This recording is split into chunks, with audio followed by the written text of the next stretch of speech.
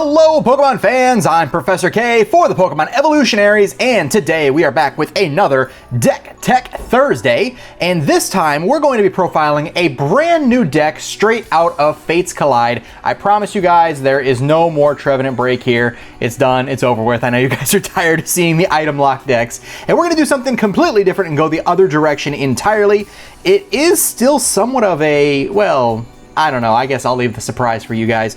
It's an interesting style deck. It's something that I came up with after doing a lot of different, looking at cards and kind of analyzing what I could use in the set, in the standard format to make things work. If you guys are wondering, the reason why we're focusing so much on standard is because Nationals is coming up and it's going to be standard. We don't know what Worlds is going to be yet, but that's why we haven't focused on expanded. So we are doing standard decks. This one is a bit of a brainchild between myself and a few other ideas that I've seen around different channels, but I really do like this build a lot, and I haven't gotten a chance to test it nearly as much as I'd like to, but I feel like it's going to be strong, and maybe it'll have a nice showing here on Battle Frontier Friday. Not tomorrow, but next Friday. So anyways, guys, this deck is going to be based around Zygarde EX. Now, Zygarde EX is a very powerful Pokemon, and it's very interesting as well.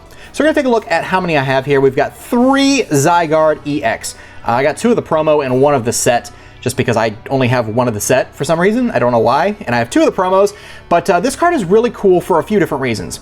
Number 1, let me get this into the camera. Get that centered. Number 1 is the number of HP that it has. It has 190 HP, which is actually a very strange number. Any EX that we've ever seen before has anywhere between 150, well, shouldn't say that. There's a couple that have 110, but the higher HP ones have between 170 and 180 usually. This one has 190, so it makes it a little bit harder for things like Night March to knock out, and just in general, it's just a really weird number, and it's hard for a lot of things to hit. So we're going to take advantage of that, and also the fact that it has 3 really pretty decent attacks. Number 1 being the first attack here, which is Lance Pulse. It's 20 damage, and if you have a stadium card in play, it does 20 more damage. Now, we have a lot of ways to boost this because fighting Pokemon have a lot of support and damage increasers and everything. I mean, it's really, really good. So we have ways to boost this damage quite a bit.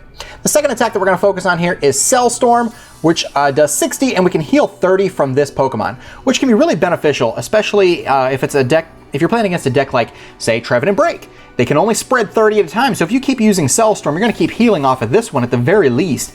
So that helps a little bit into keeping your active alive, even if it doesn't really save your bench. But there's ways around that too, which you'll find out here in a little bit. I actually teched in a few things to make that specifically a more favorable matchup in the end. But those are the main 2 attacks that we're going to focus on. Now, we do have a third attack. It's called Land's Wrath, in which we can deal 100 damage for 2 fighting and a colorless, but we're not going to use that too much. And I just don't see that being a major factor, but we are going to focus on the other 2 attacks. One of the downsides to this card is it does have a 3 retreat cost, so we have to find a lot of ways to retreat out of the active position. I apologize, I'm a little wavy here. My camera's actually upside down while I'm doing this, so it's a little hard to get it to work into the screen, and then I flip it in editing and all that stuff. So anyways, we got 3 copies of Zygarde EX. Really good attacker, and I feel like this particular build is going to make it even better as far as attacking goes and being able to survive hits. Now, the next Pokemon we're going to have 3 copies of is going to be Regirock EX. Regirock EX is really cool. It has an ability, there we go, get it into the camera, Regipower. So the attacks of your fighting Pokemon, excluding Regirock EX, do 10 more damage to your opponent's active Pokemon before applying a weakness and resistance. So now we've got Lance Pulse, for instance. We're dealing 20 damage plus 20 more if there's a stadium in play. So let's say we have a stadium card in play. We're dealing 40 damage. Now we're dealing 50. Now we're dealing 60. Now we're dealing 70. That's pretty huge. And again, you know, this does have 3 retreat costs, so it's another thing that's going to have to be worried about being Lysandered around and things like that. But we have ways to get around that. But adding that extra damage is huge. I mean, you've got a small attacks, even if you do Cell Storm, 60, 70, 80, 90. For 2 energy, it's just too good. So you're going to be able to abuse the fact that you're adding extra damage with Regirock. We really wanted to make Machamp work, but it's a stage 2 and it's really hard to get out, as opposed to this basic Pokemon EX does the same thing. It's fantastic. We do have one copy of Lucario EX because Lucario is still a good attacker. It's still a good card. It has built-in draw support in the second attack, Corkscrew Smash, but we are going to focus on Corkscrew Smash and Missile Jab. Missile Jab does 30, and it isn't affected by resistance. So anything that's resistant to fighting, like Yveltal, for instance, this goes right through it. So you're hitting for 30 automatically. You're not having to deal it down to 10. And with this, you're dealing 10, 20, 30, 40. And then if you've got Strong Energy, 50, 60. And then Fighting Stadium, 70, 80 if it's Yveltal EX. 30, 40, 50, 60, 70, 80, yeah, 100. It's 100 in that way. So that's really strong. And Corkscrew Smash is also a very powerful attack. Also does 60, just like Cellstorm. But the effect of this one is to draw until you have 6 cards in your hand. So it's like a built-in Shaymin in a way, too. So we have one copy of that just to kind of mess around with that. Not to mention, these two have a common weakness in grass. So these are weak to grass. You know, things like Vespiquen can hurt it a lot, obviously. The only difference here is that now we're dealing with a Pokemon with a Psychic weakness instead, which there's not quite as much of, so in that particular kind of matchup, you're going to want to focus more on using Lucario EX as an attacker, even though it does have 180 HP, so it's 10 less, but it's still a great card. Okay, now the next few cards here are what really make this deck very cool in my opinion. I'm happy to have this particular card's ability back. We've got 2 copies of Carbank from Fates Collide. Now the ability that we have here is a very, very popular old ability in Safeguard, and it prevents all effects of the, affects all effects of attacks, including damage, done to this Pokemon by your opponent's Pokemon EX. And it's so good. It's a common card too. Usually you'd see Safeguarders as rare cards or hollows, and now we're seeing it as a common, so it's really cool. Power Gem is actually not that bad of an attack. I actually set up a Carbank with 2 Strong Energy, and I had Regirocks and Fighting Stadium in play, and I was dealing 40, 50, 60, 70, 80, 90, 100, 110, 120, 130 damage with a Carbank. And it was a deck against a deck of Pokemon EX, so they couldn't even attack me back, so I was 2-shotting everything. It was fantastic. But Carbank is really good against EX decks for that reason, but the main reason why we're using it is because of this card. Carbank Break. Oh my goodness, what a great card that this is. So you get an extra 20 HP, so you're up to 110. Diamond Gift for a single fighting energy does 20 damage. And then you attach 2 energy cards from your discard pile to one of your fighting Pokemon. Wait, 2 energy cards? Energy cards, not basic energy cards. Any energy cards. That means strong energy in the discard pile can get accelerated to one of your fighting type Pokemon. What? That is ridiculous. And you're putting it on top of a Safeguard Carbank to begin with. So if you're facing against a Pokemon EX, they can't even hit you back. I'm telling you, this is really, really good. All it takes is just to get it out, and you're dealing so much damage, and you're setting things up so fast. It's a very overwhelming deck. Carbank Break is just fantastic. There's no need to have more than a 2-2 line because the deck isn't dependent on it. As you can see, you know, most of your attacks are pretty energy cheap as far as using the top 2 of Lucario and Zygarde. You really don't ever want to be using Bedrock Press, and even Power Gem is 2. So it's not that big of a deal either way. All right, next up here, we've got 1 copy of Hoopa EX, and the only purpose for Hoopa is to use its ability Scoundrel Ring, where you can play this Pokemon from your hand onto your bench, like that. And you can search your deck for up to 3 Pokemon EX except for Hoopa EX, reveal them and put them into your hand, shuffle your deck afterwards. The best reason to have this? Regirock. Get your Regirocks out, 1, 2, 3, boom. You're dealing 30 extra damage with all of your fighting type Pokemon, which is pretty much the entire deck except for Hoopa and the next card we're going to be doing here that we're only using for its ability as well. So all of your attackers are fighting type. You're going to benefit no matter what, and Hoopa, it really accelerates that. This is a lot like Deoxys worked for the Plasma decks, dealing the extra 10 damage with Power Connect. And now we have Hoopa to abuse that power and get them out right away. I mean, it's a fighting type Plasma deck is really what this now is, thanks to Regipower. All right, next Pokemon here, and the final Pokemon in the deck. I know you guys are gonna hate me for this, but it's 2 copies of Shaymin EX. Unfortunately, when it comes to playing competitively, I hate to say it, Shaymin EX is a necessity that you just can't get around it. Setup, being able to bench this Pokemon and drop to 6 in your hand, it's just too good. Octillery, yes, I understand the argument that you can use it every turn, but you get Remoraid in the active position, it's hard to retreat. You get Octillery in the active position with a 3 retreat cost, you can't get it out. At least with this, you can attach 2 energies or a double colorless, Sky Return, and get it back into your hand. Yeah, it gives up 2 prizes, but I just feel like setting this deck up is more important than risking it not setting up fast enough. I'd rather give up the 2 prizes. I really would. I'd rather give up the quick 2 prizes, have my deck set up and ready to go, and just start dealing tons of damage and overwhelming my opponent. I know Shaymins are expensive, but in the competitive game, you really need them. And I'm just saying that from experience. I wish there was a way you could get around it with Shaymin, but I even took Octillery out of my Greninja deck. That just tells you how much I just don't like Octillery anymore. Even with Float Stones, there's Startling Megaphone, there's a way to get it off, there's Zerosic, there's all kinds of ways to really get an Octillery stuck in the active. And drawing up to 5 is a lot harder to get a small hand size down to than 6. Usually, if you have 5 cards, you can set up for 1 and still get another card. With Octillery, it's a little bit harder to have a hand size quite small enough to make it justified worthwhile. And it takes up 2 spaces in the deck, whereas Shaymin takes up 1. And if you're running the 2/2 line, that's 4 spaces versus 2. So I can't really justify it. Anyways, that's it for the Pokemon. Next up, we're going to be looking at the supporter lineup, which is pretty standard in a lot of ways. 4 copies of Professor Sycamore. You're going to discard your hand and draw 7 cards. Best draw supporter in the game. Discarding is actually not a bad thing in this deck, especially discarding energy, because you've got Carbank Break to get your energies back out of the discard pile and accelerated onto your Pokemon. So I don't have any issues with discarding. Some people have cut this down to 3 in this deck. I still think 4 is the way to go. I'd rather have the consistency and be able to set things up the way I want them as quick as possible. Next up here, we've got 3 copies of N. N is back in the format, as you guys well know. Each player shuffles his or her hand into the deck and draws a card for each of his remaining prize cards. So, I mean, early game, you're both getting 6, maybe 6-5. Late game, you can disrupt your opponent if you're not set up quick enough and you really want to start stalling for time. You can do it that way by saying stalling for time. I mean time to set up, not stalling your opponent and trying to go to time or anything like that. I don't approve of that in any way, shape, or form, especially as a judge. There's nothing good about taking your opponent to time on purpose. So 3 copies of N adds that extra draw support. And then because this is a fighting deck, I feel it's very important to include a minimum of 2, but preferably 3 copies of Karina. Karina, search your deck for a fighting Pokemon and an item card, reveal them, put them into your hand, shuffle your deck afterwards. It's a free Ultra Ball for most of this deck, and it is a little bit item heavy, so getting an item is actually really good, especially late game, as you'll find out here as the deck progresses.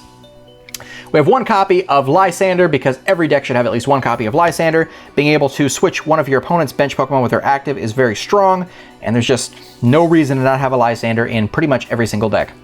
Next up, we've got 1 copy of AZ. AZ, put one of your Pokemon into your hand that's in play. Discard all the cards attached to it, so you can pick up a Shaymin, you can pick up your Hoopa if they're just going to sit there and take up space. If need be, you can pick up a Regirock that's damaged, because you're really not going to have energy attached to it. You can do it for Zygarde, Carbank, Lucario, but chances are you're going to have energy attached to them. They're going to go in the discard pile, which isn't so bad either, because you can Diamond Gift it back up again. It's mainly just having the tools on it. That's the downside of having AZ, but AZ is actually really good in the deck otherwise. All right, that's it for supporters. On to your item cards. 4 copies of VS Seeker, because why would you not have 4 copies of VS Seeker at this point? Another expensive card if you don't have it, unfortunately. It's like $10, $12, $15 or something like that now. But you need 3 to 4 of them in every single deck. There's no reason to not have a minimum of 3 copies of VS Seeker in your deck. At this point, 2 just doesn't cut it. 3 is and 4 is pretty much a staple at this point. Getting back all your supporters is just too important to not have 3 to 4 copies of that card. Next up, 4 copies of Ultra Ball. This is mostly to get your hand size down for Shaymins, not to mention to discard energy so you can power up your Diamond Gift if need be. It's just the best way to go about things. You can get your Shaymins, you can get your Hoopa. You're not going to get it with Karina, so it's kind of important, and I feel like 4 is a necessity, 3 at the minimum. Next up, this is where the deck gets a little bit interesting and a little bit tricky. So the main thing about this deck is you're dealing lots of damage, but to survive against things like Night March or Trevenant Break, you've got this. 4 copies of Super Scoop Up. Flip a coin if heads, put one of your Pokemon and all cards attached to it into your hand.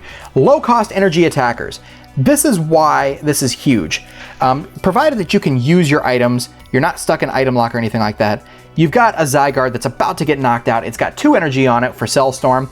You can Super Scoop Up, pick it all up, put it back down, attach an energy, and still be able to Lance Pulse for 20 plus 20. If you got this on the bench, that's 40, 50, 60, 70 again, and then Fighting Stadium possibly up to 90. It's just, and then if you got Strong Energy, 100, 110, it's too good to not have it, and you're not going to lose your Zygardes nearly as fast. Not to mention, if you have a Regirock stuck in the active, you can Super Scoop it up, get it out of the active position, which is why these heavy retreat costs aren't such a big deal in this deck. You've got AZ, you got Super Scoop Up, we got even more cards that's going to help that as well. But Super Scoop Up, fantastic card in the deck. I really feel like it's super strong, and it's really going to make your attackers last a lot longer. Next up here, we're going to get into our tool cards. I didn't find a whole lot of room for specific ones, but 2 copies of Fighting Fury Belt. With the scoop ups, you're really not going to need more than this because you're not going to lose them that easily. And even if you do, we got ways to deal with that too. The basic Pokemon this card is attached to gets 40 more HP, and its attacks do 10 more damage to your opponent's active Pokemon. So fantastic. We attach this bad boy here to Zygarde EX. Now our Lance Pulse is doing 20, 40, 50, 60, 70, 80, 90, 100 with Fighting Stadium, 110, 120 if it's got a Strong Energy. That is just overwhelming. And if we're talking about Cell Storm, 60, 70, 80, 90, 100, 110, 120, 130, 140, 150, 160 if you've got 2 Strong Energies attached. It's just too good. I can't not have that. It's just really good. You could switch it out for Muscle Band, but you're also going to be gaining that extra 40 HP. So now this Zygarde becomes 230. It becomes a monster. And with Super Scoop Ups involved as well, it's just so easy to say, hey, this deck's never going to get knocked out. So 2 Fighting Fury Belt. Another thing we've got here is Focus Sash, because let's face it, if you're facing a non-EX deck, Carbank and Carbank Break, they're going to get knocked out quick. So you're only going to get 1 use out of them, unless you've got a Focus Sash attached to them. Focus Sash, if this fighting Pokemon this card is attached to has full HP and would be knocked out by damage from an opponent's attack, that Pokemon is not knocked out and its remaining HP becomes 10 instead. Then you discard this card. So again, you're dealing with a 110 HP Pokemon.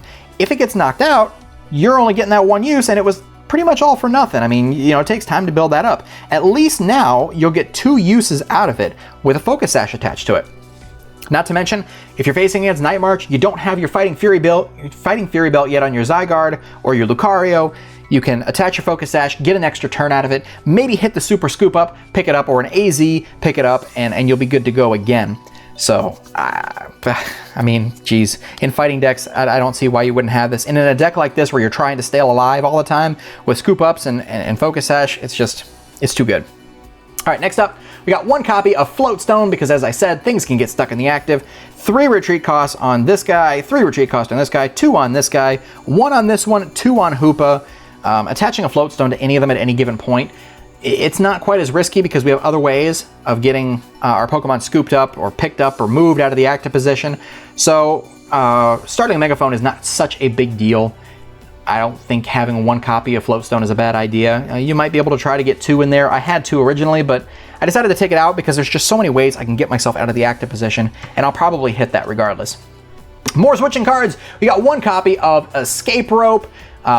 Each player will switch his or her active Pokemon with 1 of his or her benched Pokemon. Your opponent switches first. Now, if the player doesn't have a benched Pokemon, they don't have to, and then you're just going to switch yours. I like having Switch, and I like having Escape Rope. Case in point, there's also a copy of Switch in here as well.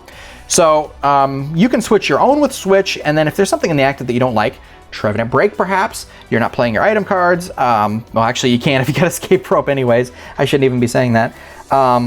If there's just something that your opponent has up there that you don't want, and there's something on the bench that doesn't really matter, Escape Rope can come in handy. In Night March, where they don't have their attackers powered up on the bench, but they've got 1 in the active that's powered up, you can force them to switch out and maybe, stick them in the active position if you can't do anything else. I just think having 1 of each gives you a little bit more versatility. So now you're talking about 1, 2, 3, 4, 5, 6, 7, 8 ways to get out of the active position, and then you're also talking about 3 more potential ways through AZ and VS Seeker right here. So 11 possible ways to get yourself out of the active or out of harm's way at the very least until you can do something about it. I think it's good. We do have 1 copy of Battle Compressor. This will get rid of your energy that you can accelerate with Diamond Gift. You can Battle Compressor away a supporter in the first turn, and VS Seeker, if you got it in hand, you can VS Seeker it back. 1 is always good to have in just about any deck to help yourself set up and also get things in the discard pile that you want to use later on. For instance, Carbank Breaks. attack is really good as well. Now, in the cases that you're dealing against Pokemon EX decks, which are not quite as big as they used to be, you do have one potential out that works really well in synergy with Carbank Break, and that's going to be Power Memory.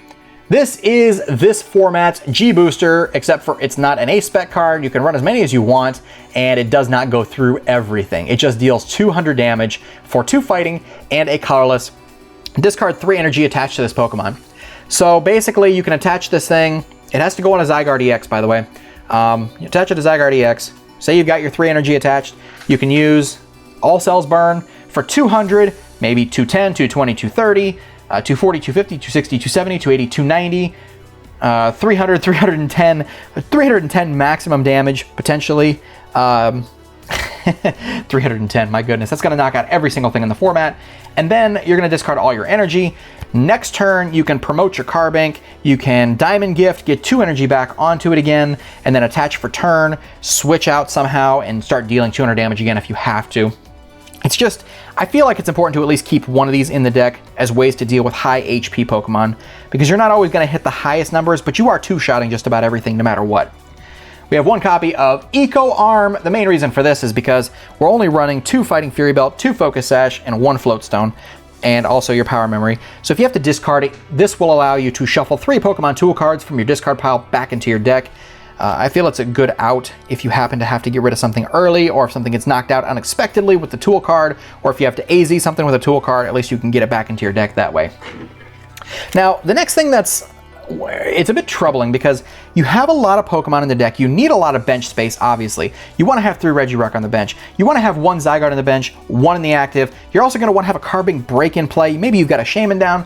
Well, shoot, the only way to get around that is to run 2 copies of Skyfield. Skyfield allows you to have a bench up to 8 Pokemon.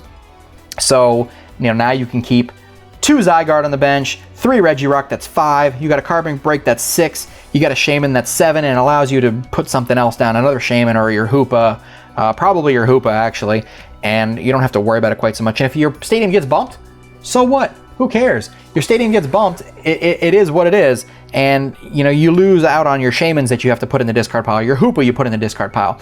It's not that serious that way, because you're getting them out of the harm's way regardless.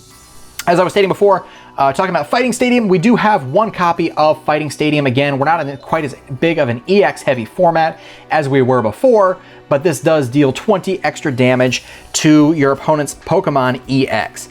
Of course, only fighting Pokemon. So now, like I said before, if you've got this Stadium and card in play and you're using Land's Pulse, you're doing 20, 40, 60, and if it's Strong Energy, 70, 80, 90, 110. That's how I'm getting all that damage addition there. So you are doing a lot of math with this deck. But Fighting Stadium, 1 copy of it, I think it does the job pretty well. All right, now let's see if I can move everything out of my way here a little bit.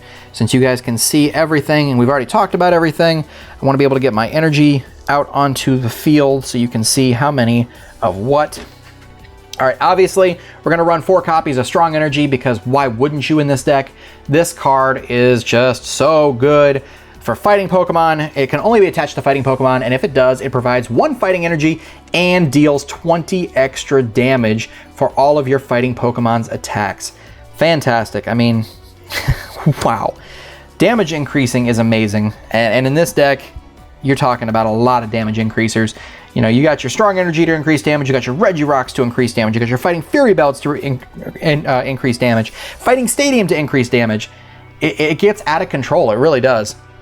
And then we also have 5 copies of Basic Fighting Energy because, again, Special Energy can cause problems if you just run a Special Energy only deck, and you need to have more than just 4 energy.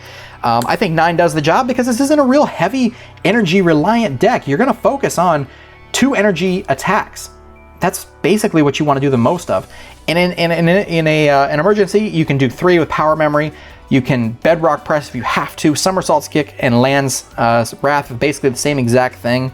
Bedrock Press, of course, causes your opponent's Pokemon to deal 20 less damage to you on the next turn. But otherwise, these 3 attacks are the same and they cost the same. I just don't see much benefit to using those 3. You want to focus on the 2 energy and the 1 energy attacks to really make this deck work and take advantage of Super Scoop Up. Take your time dealing the damage and heal it off by just getting things out of the way. It's a little bit of a troll kind of tactic, but you know what? It works. Seismitoad Super Scoop Up was a big thing in City Championships a couple years ago. It did really well, and I feel like this is just version 2.0 of that. Just no item lock is the only thing.